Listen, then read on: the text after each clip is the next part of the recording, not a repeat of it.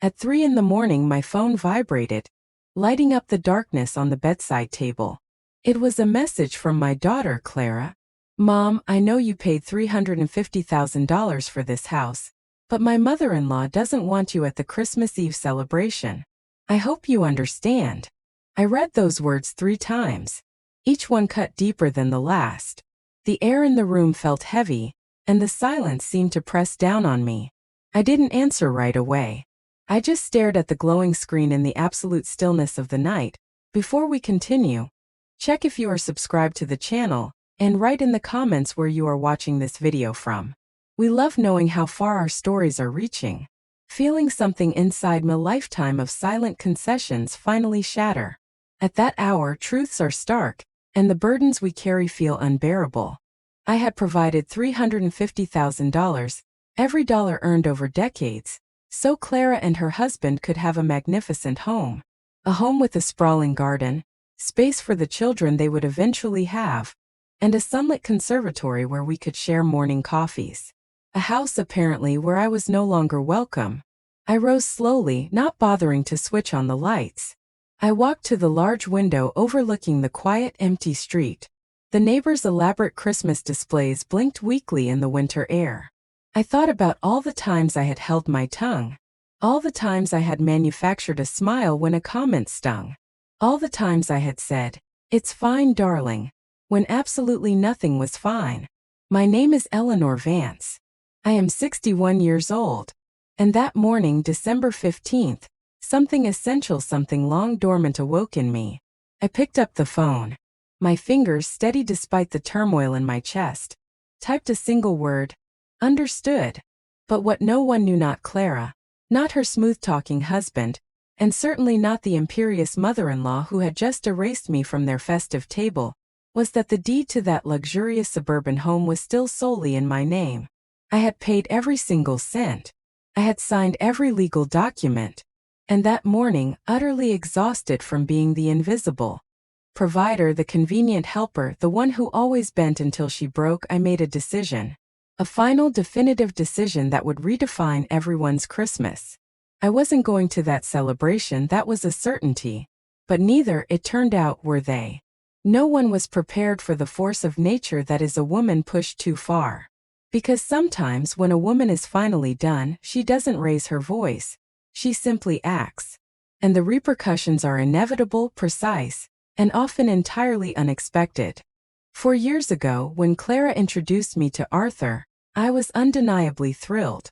My daughter had found a man who seemed well-mannered, ambitious, and financially secure, an architect who spoke with convincing confidence about construction projects and their future together. I remember the afternoon they came to my modest downtown apartment to announce their engagement. Clara wore a simple cream dress. She had that luminous spark in her eyes that only genuine love ignites. "Mom, I want you to meet Arthur's family next Sunday," she told me, her excitement making her squeeze my hand tightly. I prepared my absolute finest meal, the one I reserved for major milestones.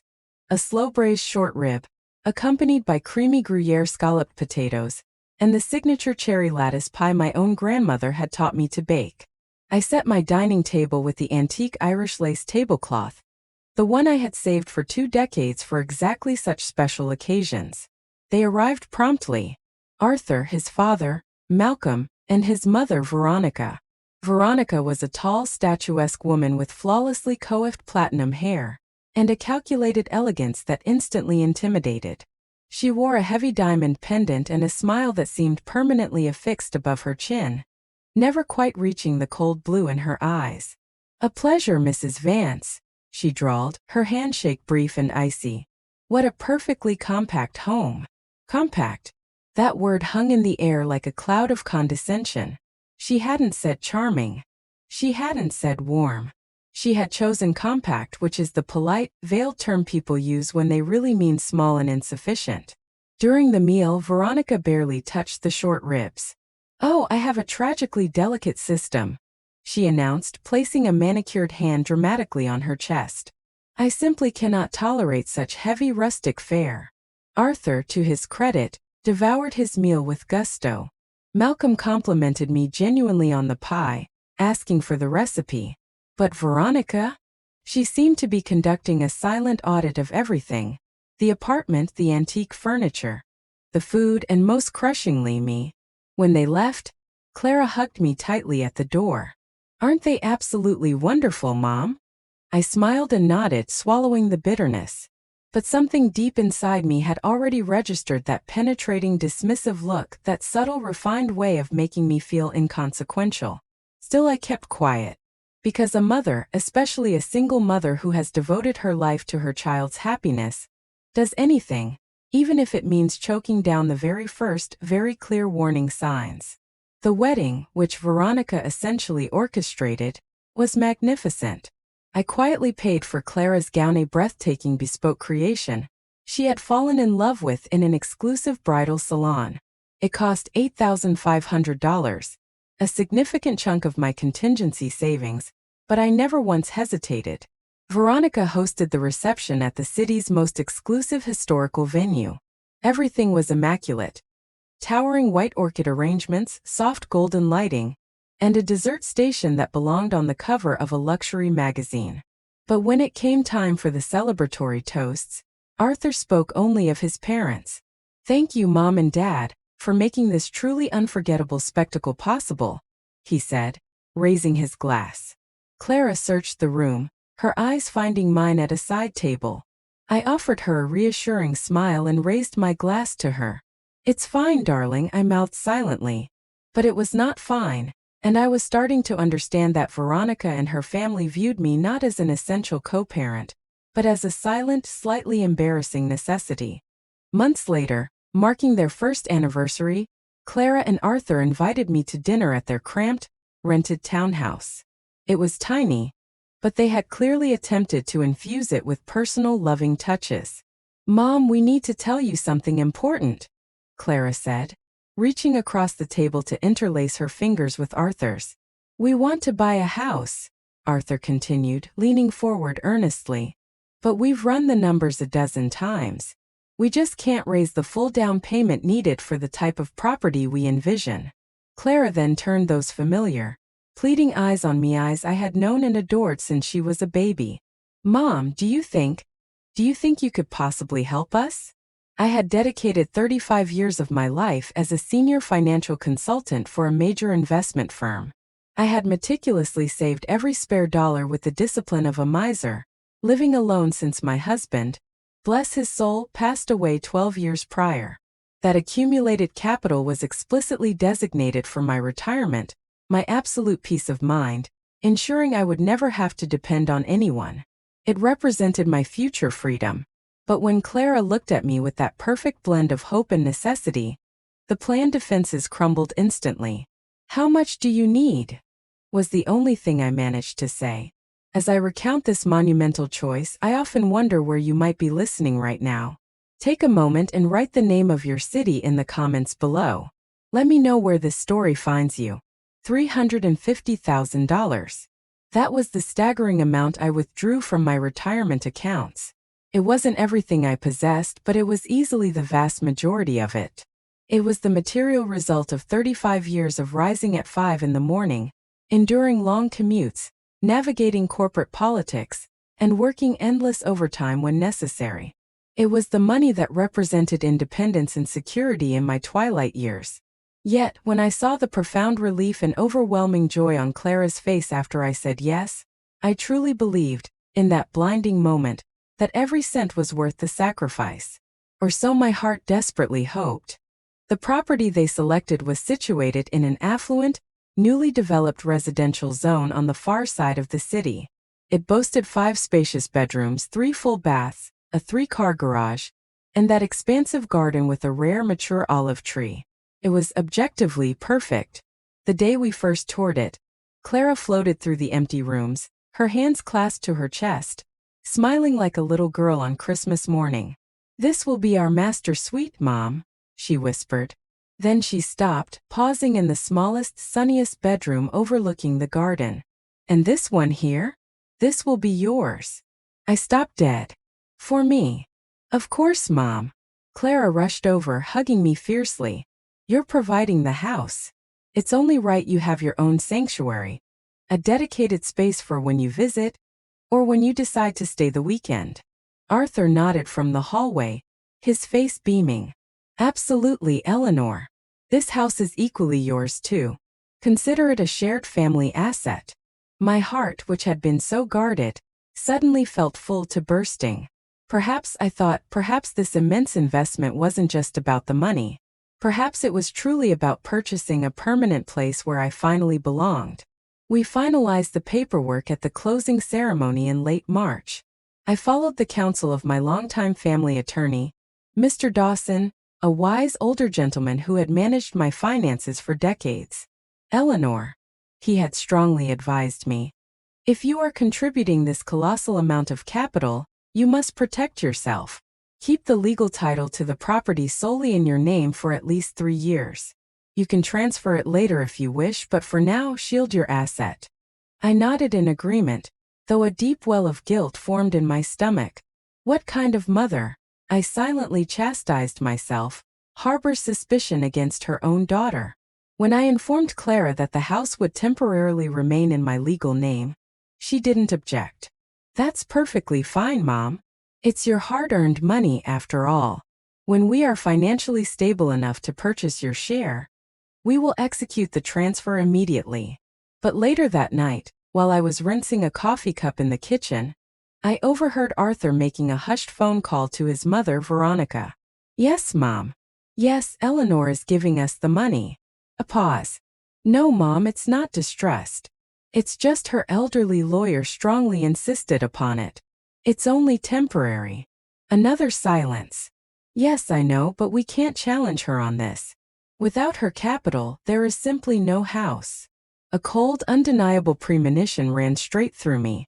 I composed myself, returning to the living room with a tray of fresh beverages, acting as though I hadn't eavesdropped on a single word. But in that moment, the true nature of their arrangement and Veronica's immediate, calculating interest had already stained the new beginning. Over the subsequent months, I poured time, energy, and more money into helping Clara and Arthur furnish their enormous empty house. I purchased the high-end, stainless steel kitchen appliances, the energy-efficient washing machine, and paid for 2/3 of the expansive living room suite.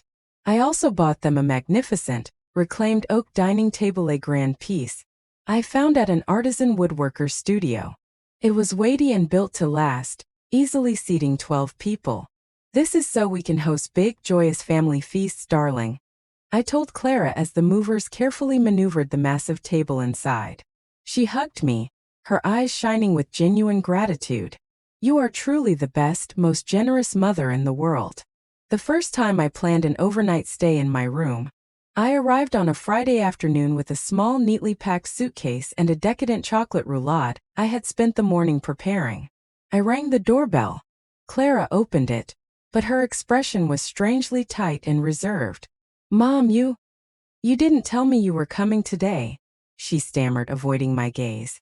Yes, sweetheart, I sent you a detailed text yesterday evening. Oh, I must have missed it. It's just... She glanced nervously behind her, back into the house. Arthur invited his parents over for a casual dinner. And there she was, Veronica, already settled deep into the brand-new charcoal gray velvet sofa I had helped purchase, sipping from a delicate hand-painted porcelain teacup. She looked me up and down slowly, her gaze an inspection, not a greeting. Eleanor. What a startling surprise, she said, without making any attempt to rise. Good evening, Veronica, I replied, walking in with my suitcase and the dessert box. Mom, you're staying in your usual room, correct? Clara asked quickly, her voice hushed and anxious. Because you see, Veronica has already been settled into the guest suite. I froze. The guest suite? The very room Clara had specifically designated and promised to me. Of course, honey. No issue at all, I replied, forcing the familiar self-sacrificing smile that was now beginning to feel like a permanent aching mask. I carried my belongings up the sweeping staircase, but when I opened the door to my room, I immediately saw it was not the empty, welcoming sanctuary I remembered. Boxes were stacked precariously against one wall. Arthur's winter hiking gear was jammed into the closet. A massive industrial-grade exercise bike dominated one corner. My designated room had been subtly, effectively transformed into the family's overflow warehouse. I sat heavily on the edge of the bed and struggled to take a deep, steady breath. Do not cry, Eleanor. Do not let them see this. I went downstairs approximately 45 minutes later, carrying the beautiful chocolate roulade. I brought dessert, I announced, trying to sound genuinely enthusiastic. Veronica wrinkled her nose with open disdain. Oh, what a tragedy, Eleanor. I brought a spectacular imported blackcurrant and pistachio torte from my boutique Parisian pâtisserie source. We've already plated slices for everyone. Arthur quickly took the box from my hands. Thanks, Mom.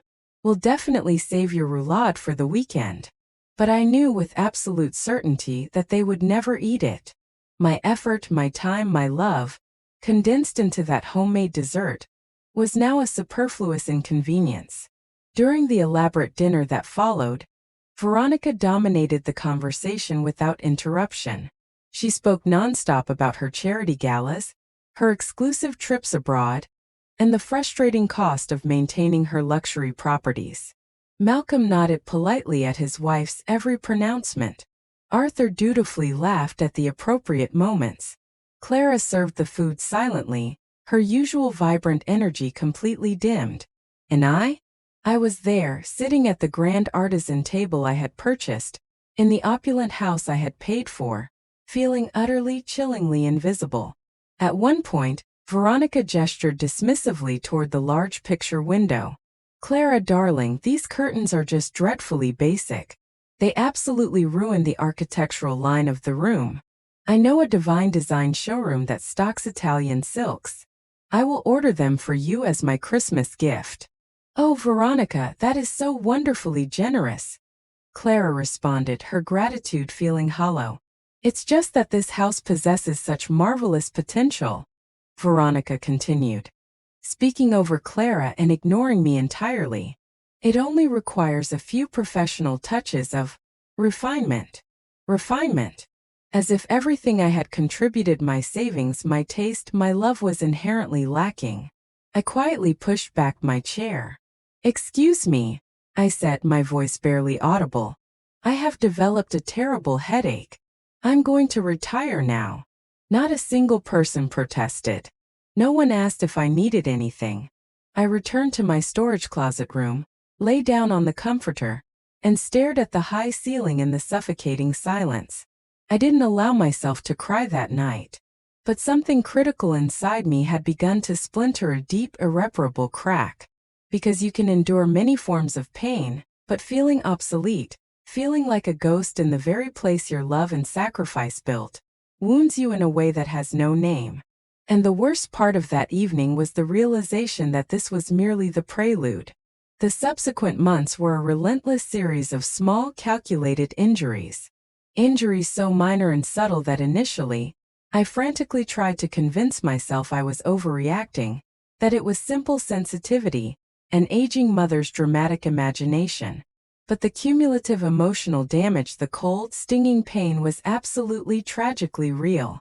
Clara started calling me far less frequently. We used to speak every day, even if it was just a quick, comforting 10-minute chat before bed. Now 3 or 4 days would pass without any contact. When I called her, sometimes she wouldn't answer at all. When she did, she was perpetually rushed and preoccupied. Mom, I'll call you back later. I'm just leaving the spa with my mother-in-law. Mom, I truly can't talk right now. We're en route to a dinner party at Arthur's parents' estate. Mom, hold on. We're at Veronica's house, finalizing the silk swatches for the new living room cushions. Veronica. Always Veronica. The name became a sharp, insidious presence between us. One Saturday afternoon, I tentatively addressed the shift. Darling, do we no longer have our traditional Sunday morning brunch ritual? There was an agonizing, uncomfortable silence on the other end of the line. Oh, Mom. It's just that Sundays are reserved now. Arthur and I have breakfast with his parents. It's a very old, deeply entrenched family tradition for the Maxwells. I see, I said. even though I did not understand how a lifetime of our tradition could be so easily discarded. What if I join you one Sunday? I pressed gently. Another heavy silence. It's just, Veronica is quite specific about her Sunday time, Mom. It's really her protected time with Arthur, you know? Her time with Arthur. My daughter's husband was now being redefined as Veronica's son, who merely happened to be married to Clara. It's perfectly fine, honey. Truly, don't worry about it, I said, using that voice that was sounding progressively artificial even to my own ears. I hung up the phone and sank onto my living room sofa, staring blankly at the framed photograph of Clara at her university graduation. She was 22 in that picture, radiant in her sapphire blue gown, clutching her advanced degree with an infectious huge grin. I was standing beside her, hugging her tightly. On that proud day she had told me, Mom, everything I am, every success I achieve is because of you. When I agonized, had that fundamental truth changed? I decided I was the one who needed to make the heroic effort. Perhaps I was withdrawing without realizing it. Perhaps I simply needed to be more present, more agreeable, more flexible. So I started bringing them food every week. On Tuesdays, immediately after leaving work, I would prepare substantial, comforting meals and deliver them. Hearty shepherd's pie, rich mushroom sauce and artisanal pasta, classic beef stew with perfectly roasted root vegetables. All the dishes I knew Clara had loved since her childhood. The first few times, she received the warm glass containers with genuine delight. Oh, Mom, thank you so much. This smells absolutely divine. But gradually, her initial enthusiasm began to fade into strained tolerance. One chilly autumn afternoon, I arrived with a 4-hour slow-cooked chili con carne, a recipe renowned in our family. Clara opened the door looking visibly fatigued and annoyed. Mom, I've already told you, you really don't have to cook so much, she said without even inviting me inside. I enjoy doing it, darling. Besides, I know how demanding your job is, and this way, you don't have to concern yourselves with dinner preparations. It's just, Veronica brings us food too, she admitted, her voice dropping to a conspiratorial whisper. And the enormous professional fridge is already packed full. I stood there, feeling foolish, holding the heavy container of chili. Would you like me to take it back with me? No, leave it. I'll make space somehow, she sighed, exasperated. But I saw in her eyes unmistakably that my gift, my painstaking effort, the condensed love in that food was not welcome. It was simply an annoyance. I stepped inside for a quick moment to place the container in the kitchen, and there, in their monstrous state-of-the-art refrigerator, I saw them. Elegant, crystal-clear glass containers bearing professionally printed, minimalist labels. Veronica's artisan lamb risotto. Veronica's Mediterranean quinoa salad. Veronica's exotic berry parfaits. My humble chili, sitting in its slightly faded utilitarian plastic container, looked pitiful and lonely next to the impeccable presentation. The chili is truly delicious, Mom, Clara offered hastily from behind me. Really? I replied, but her voice lacked any sincerity. I drove back to my quiet apartment with a tight, painful knot in my throat. I didn't cry that day. I was becoming adept at suppressing tears. In late October, Clara celebrated her 29th birthday. I had meticulously planned everything weeks in advance. I secured a reservation at the exclusive upscale French restaurant she adored, the very place where we had celebrated her previous 6 birthdays. I invited her 2 closest friends from university, my beloved sister Caroline, and of course Arthur. I sent the beautifully designed digital invitation a full week before the date. Clara called me that same night. Mom, the invitation is lovely, but there is a slight, immediate problem. That but hit me like a solid stone in my gut. It's just, Veronica has already organized a massive, surprise celebration for me at her country club on the exact same day. The same day. I repeated, my voice hollow. Yes. She genuinely didn't realize you had already scheduled something. Clara rushed to explain. Clara, I sent you the formal invitation a week ago, and we've been discussing this private dinner for over a month. I know, Mom. I know. But everything is completely set now. She invited Arthur's entire extended family. She hired a top-tier caterer. She ordered a bespoke 5-tiered cake. I simply cannot tell her no. But you can tell me no. The words slipped out raw and unfiltered, before I could contain the pain. There was a long, terrible silence. Mom, it isn't like that at all. Then how is it, Clara? Explain it to me. You can cancel the restaurant, Mom. Veronica has already paid for everything up front. I felt a vital piece of my heart crack and splinter. You know what, darling? You are absolutely correct. Go to your mother-in-law's celebration. I will handle the cancellation. Mom, please don't be angry with me. I'm not angry, Clara. I understand everything with perfect clarity.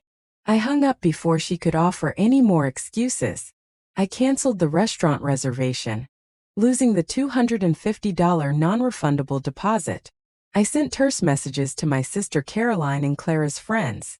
Dinner is unfortunately canceled. Abrupt change of plans. That night, I sat alone in my dining room and took out the gift I had purchased for Clara.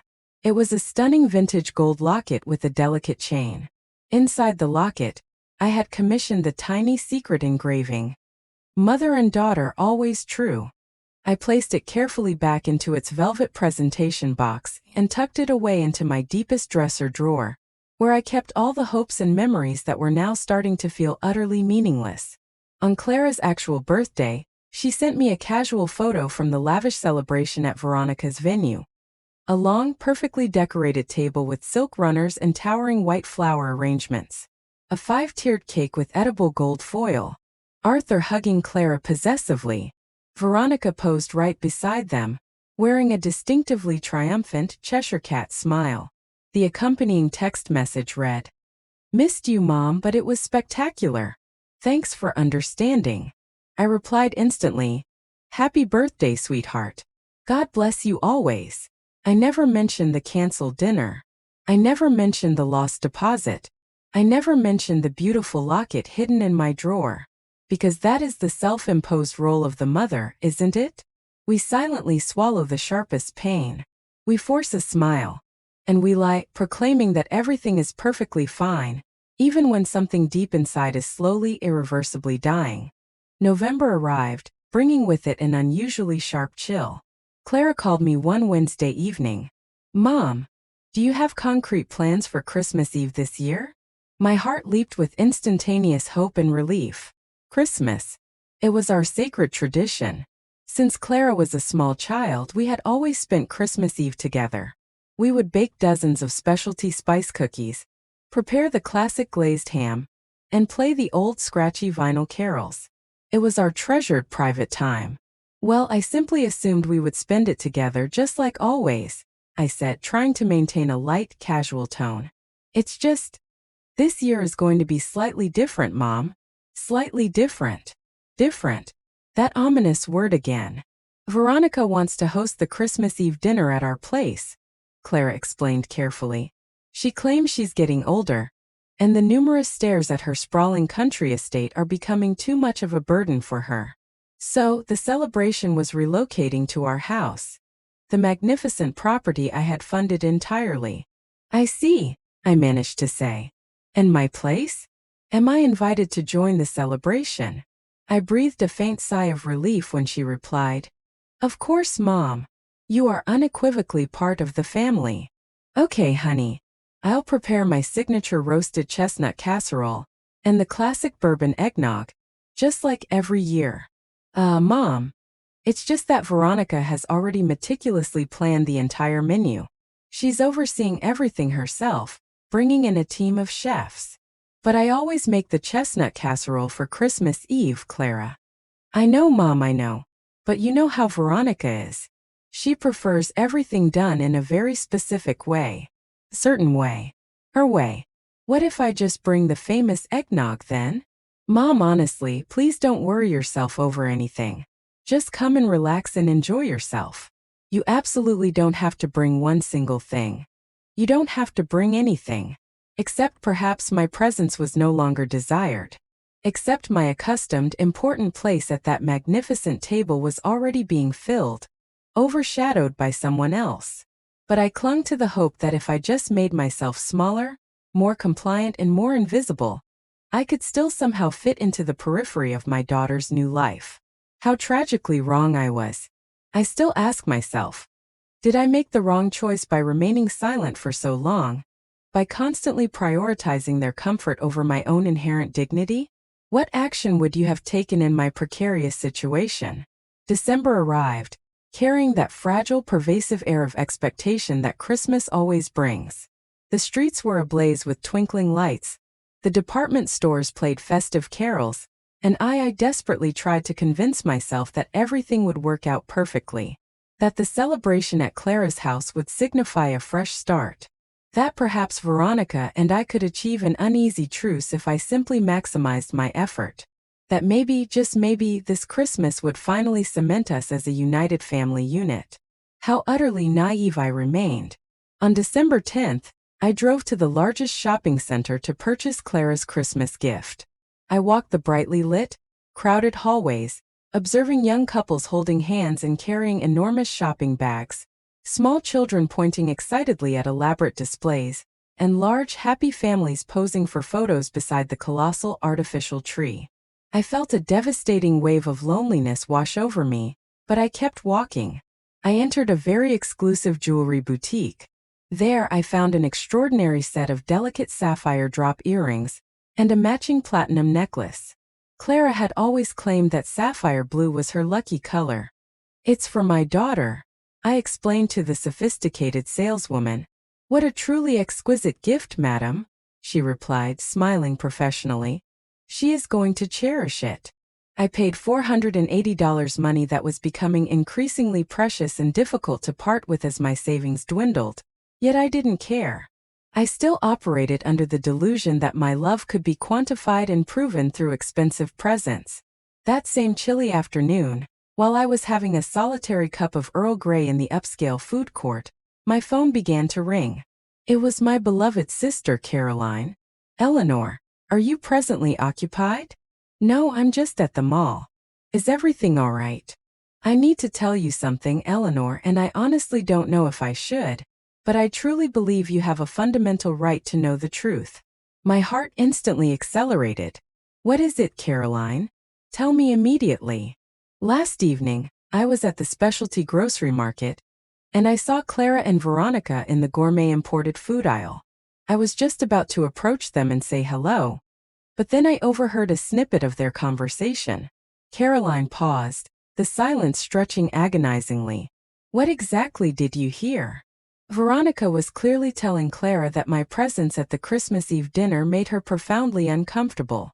I felt the entire floor tilt violently beneath my feet. "What did you just say?" "Yes, Eleanor," she said. "Clara, darling, I understand Eleanor is your biological mother, but the honest truth is, I simply do not feel comfortable having her at our formal family gatherings. She's just, how shall I phrase this? Very unpolished. She doesn't seamlessly integrate with our usual circle." I closed my eyes, forcing down a surge of nausea. Unpolished. That word pierced me like a white-hot knife. And what was Clara's response? I asked, though I already dreaded the inevitable answer. Caroline let out a heavy sigh. "Clara didn't defend you, Eleanor. She just remained absolutely silent. And then she finally said, 'I know Veronica, but I can't just call her and explicitly tell her not to come. She is my mom.' As if I were a permanent fixture of obligation. As if my mere presence was a necessary evil. "Are you still there, Eleanor?" "Yes, Caroline. I'm here. I am so terribly sorry, sis, but I truly felt you should be aware." "Thank you, Caroline." I hung up the phone. I remained seated at that small table in the bustling food court, surrounded by the dizzying manufactured cheer of Christmas, my tea rapidly cooling in the exquisite china cup. And for the first time in many months, I felt an emotion that transcended simple pain or sadness. I felt absolute righteous rage. I could not sleep that entire night. I tossed and turned restlessly, replaying every past conversation, every dismissive gesture, every hurtful word I had desperately tried to ignore or rationalize away. The forgotten, "I'll call you later" texts that never materialized. The unwanted food, wrapped in insincere apologies. The constant Veronica already organized its statements that strategically removed me from every meaningful plan. My daughter, my one and only child, was systematically pushing me out of her life, and I had been too willfully blind, too cowardly to face that brutal truth. At 2 in the morning, I finally rose empowered on my desktop computer. I opened my personal email archive and painstakingly searched for all the house documents. The official deed, the detailed purchase agreement, the wire transfer receipts for the $350,000. Everything. It was all still unequivocally, legally in my name. I was the sole legal owner of that grand property. Clara and Arthur were merely listed as authorized residents. Residents who, according to a carefully hidden clause my attorney, Mr. Dawson, had insisted upon, had an obligation to include me in the family use and enjoyment of the property. I had barely glanced at that clause at the time, but now, in the icy clarity of the early morning, it made perfect, necessary sense. I printed every single document, the stack was thick and substantial, and placed them securely into a heavy manila folder. I didn't yet know the exact purpose of this action, only that I needed that confirmation of power close at hand. The next few days were strangely subdued. Clara called once or twice with her usual rushed, distracted tone, but I no longer heard her the same way. Now I registered every awkward, strained pause, every quick change of subject when I obliquely mentioned Christmas dinner, every too rapid, "I have to go now." On December 14th, I decided to go to the house unannounced. I needed to see my daughter. I needed to look directly into her eyes and ask her plainly if what Caroline had overheard was absolutely true. I rang the doorbell exactly at 11 in the morning. Arthur opened the door, dressed in faded athletic shorts, a look of profound surprise instantly crossing his face. "Eleanor. Good morning. We certainly weren't expecting you. I came to see Clara. Is she home?" "Yes, she's upstairs working on a design brief." Come in, come in." I walked into the house, my house. The living room had visibly changed again.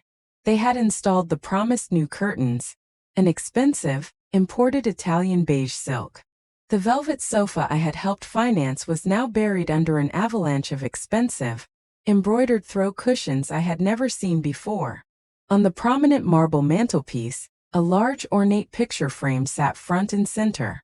I moved closer. It was a formal family portrait.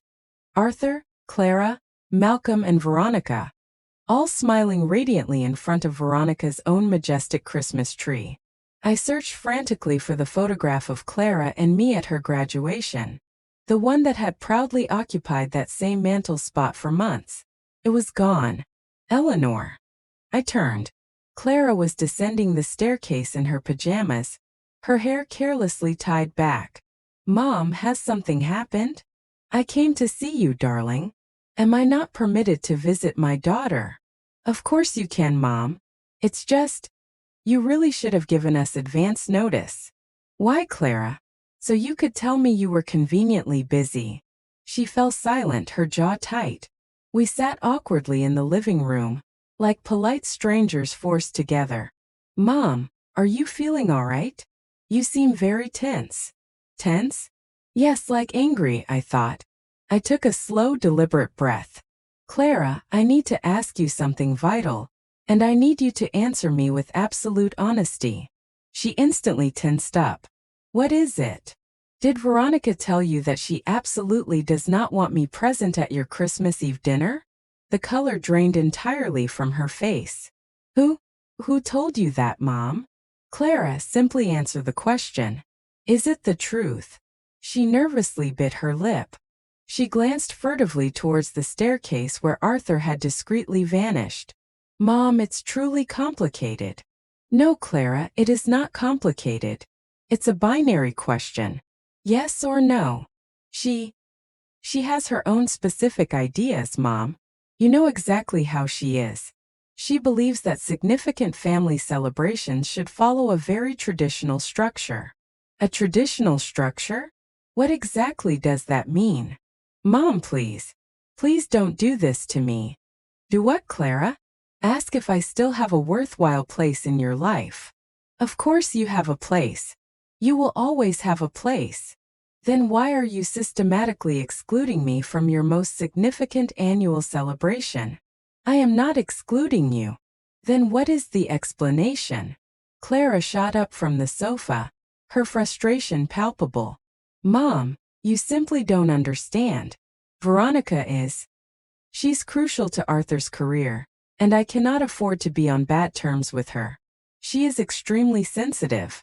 If I do something she disapproves of, she throws a terrible tantrum and stops speaking to us for weeks.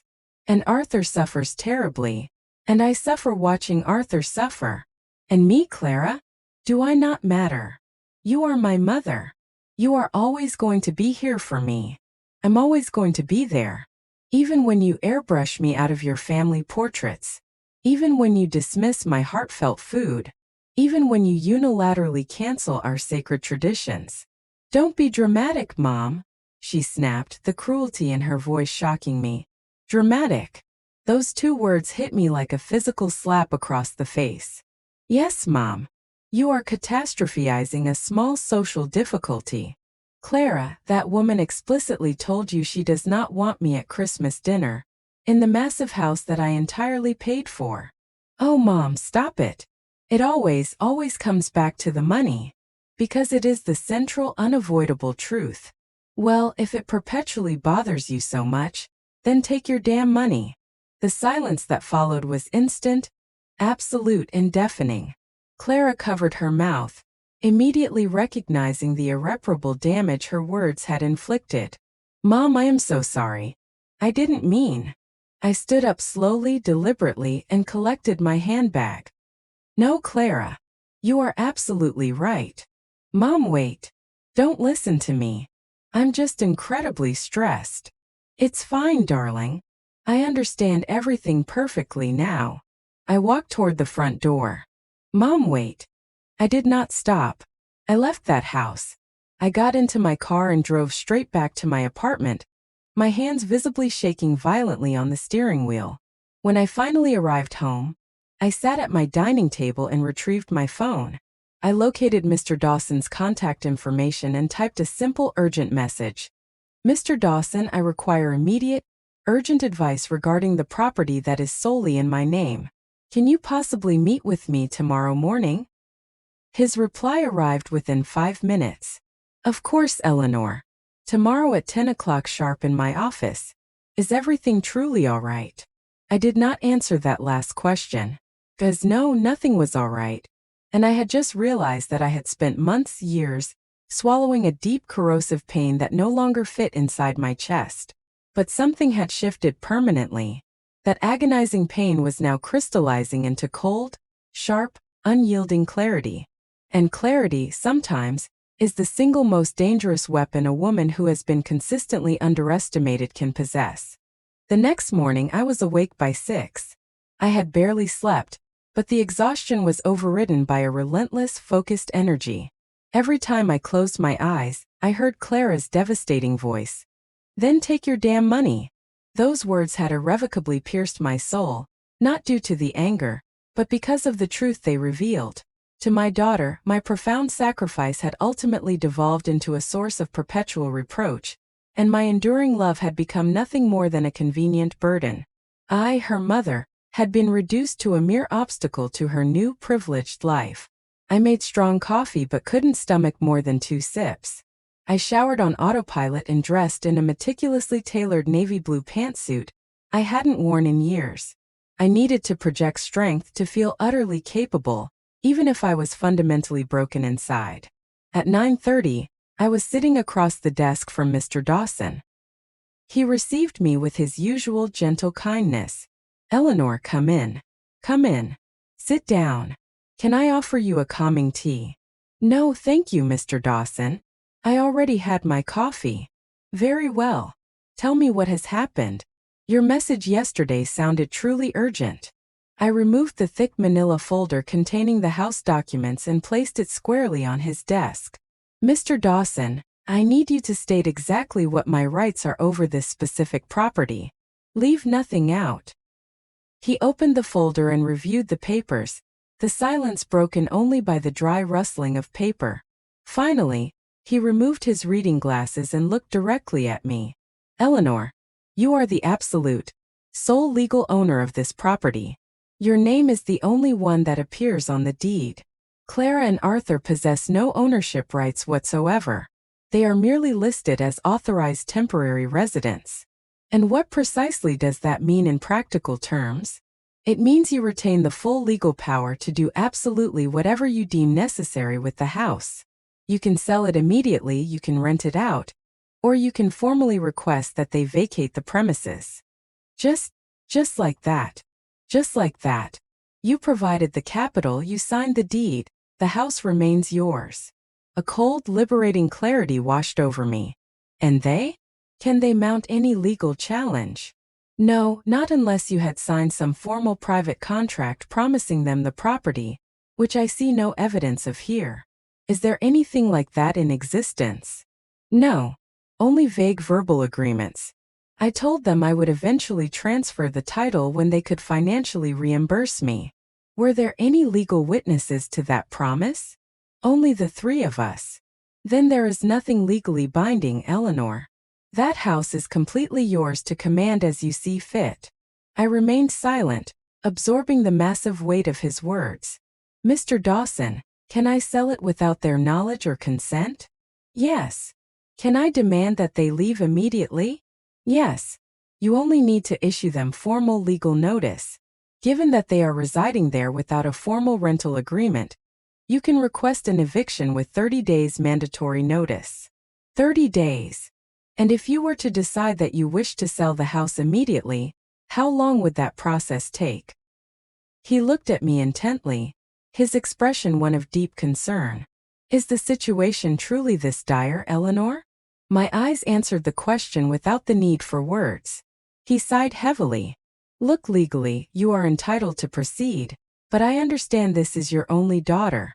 I would strongly recommend you reconsider. These decisions invariably carry severe emotional consequences that go far beyond the legal outcome. There are no emotions left to protect, Mr. Dawson. They have already made that perfectly clear to me. I need you to prepare the necessary sales documents immediately. I paused. Was I genuinely going to do this? Was I going to sell my daughter's magnificent home? I pictured Clara's joyful young face the day she first saw that garden, her endless dreams of a family within those walls. But then I saw the family portrait from which I was excluded, the room converted to a warehouse, the rejected food, the canceled birthday, the vicious take your damn money, and above all, I thought of Christmas Eve, the dinner where I was not welcome, in the house I paid for, at the table I bought, where Veronica would reign supreme, and I would not even have a respectful seat. Yes, Mr. Dawson, I finally stated, my voice steady. Prepare the documents. Proceed with the sale. Are you absolutely certain? This is completely irreversible. I have never been more certain of anything in my entire life. He nodded slowly, accepting my resolve. Very well. Do you wish to list it conventionally, or do you have an interested buyer in mind?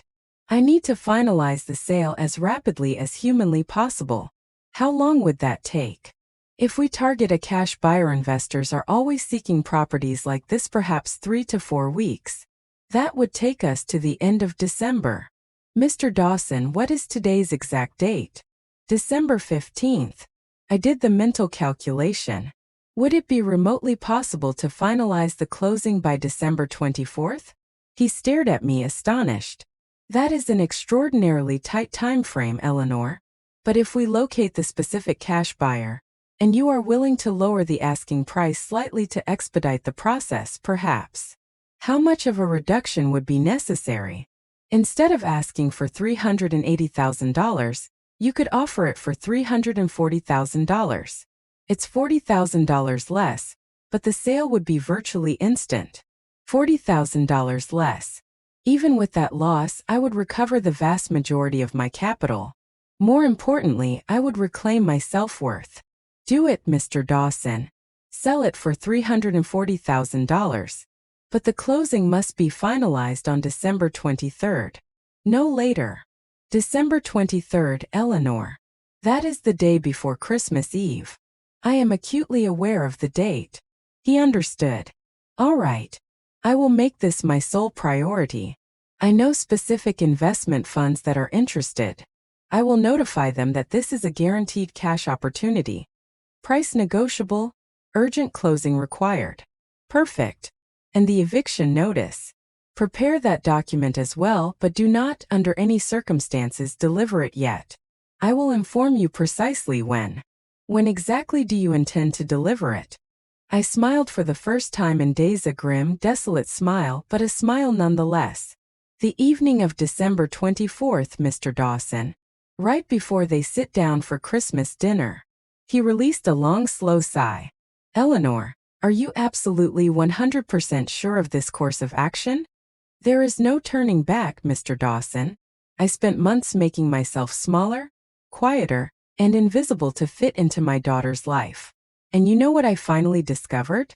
No matter how small I became, I would never be enough for them.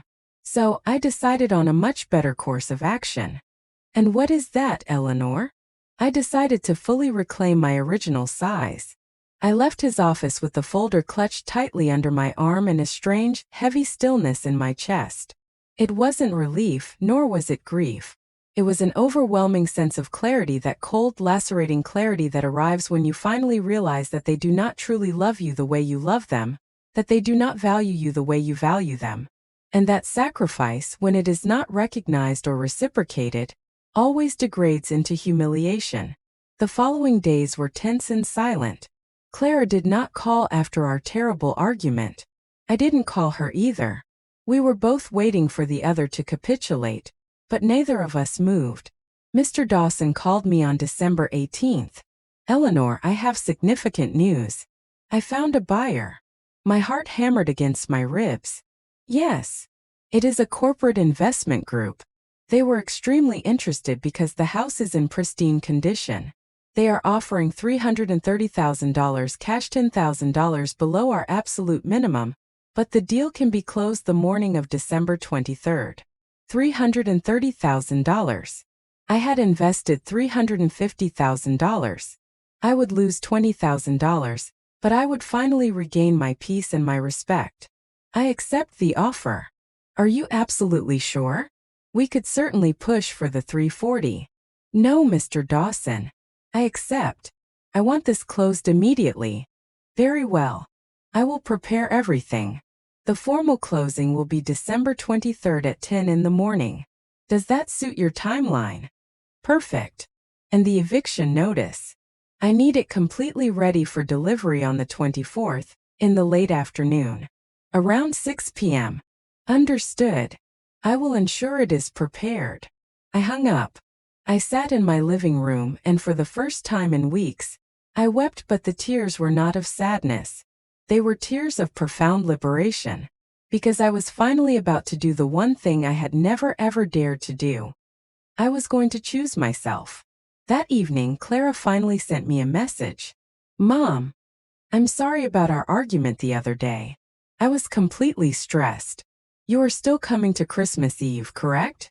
We are expecting you at 7 p.m. on the 24th.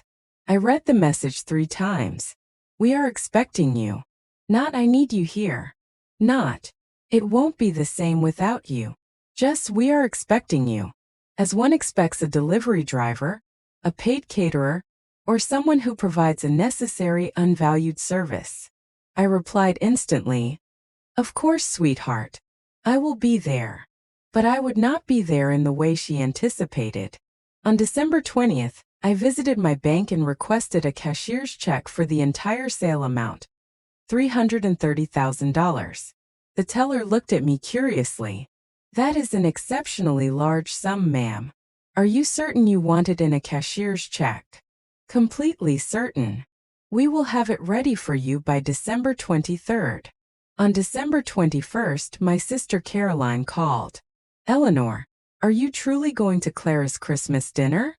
Yes, I am going. Really? I assumed after everything that happened. Caroline, I am going to ask you for one thing. Do not ask me any questions. Just trust my actions. You are beginning to frighten me, sis. Don't be frightened. Things are simply going to happen.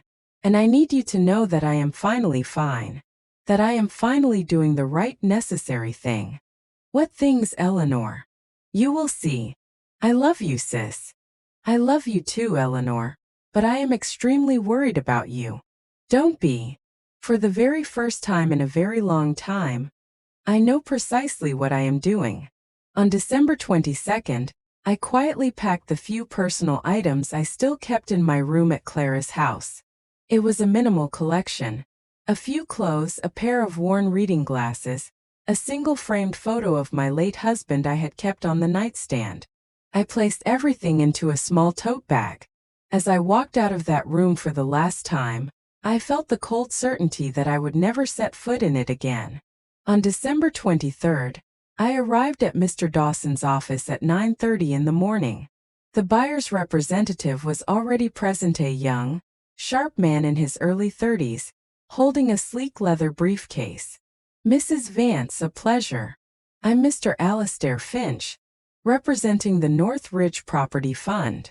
The pleasure is mine, I said, shaking his cool hand. It is an exceptionally beautiful property, he commented. We reviewed it last week. It is in remarkable condition. Thank you. Mr. Dawson placed the final documents on the table. All right. We have the executed purchase agreement here. Mrs. Vance, you are transferring all rights and title to the property located at number 42, Riverwood Heights, to the North Ridge Property Fund, for the total sum of $330,000. Do you agree to these terms? I agree. Mr. Finch, does your fund accept the terms? We accept. Perfect. Please proceed with the necessary signatures. I signed every required page. My hand did not tremble, not even once. When I finished, Mr. Finch handed me the large cashier's check. Here you are, Mrs. Vance. $330,000. I took the check. It was a simple piece of paper, yet it represented my complete and total freedom. And when will you be taking formal possession of the house? I asked. Legally, possession is effective immediately, Mr. Finch replied. But we understand the current occupants will need time to vacate the premises. When can we anticipate them leaving the property? I looked at Mr. Dawson. Mr. Dawson, the eviction notice grants them 30 days. That is correct. Then they have until January 23rd, I stated calmly. Mr. Finch nodded. Perfect. That gives our design team ample time to plan the necessary executive rentals conversion. Executive rentals. It would not belong to Clara or Arthur in any capacity. It would belong to strangers used for transient stays. And for some strange detached reason, that outcome felt like the most perfect fitting resolution. I left that office with the cashier's check safely in my handbag and the sealed eviction notice in a manila folder. I drove straight to my bank and deposited the check. $330,000. It wasn't the full sum I'd sacrificed, but it was profoundly enough. That afternoon, I sat in my living room and wrote a short letter, not for Clara, but for myself. Dear Eleanor, today you sold the house you bought for your daughter. Today you reclaimed the money you gave with unconditional love.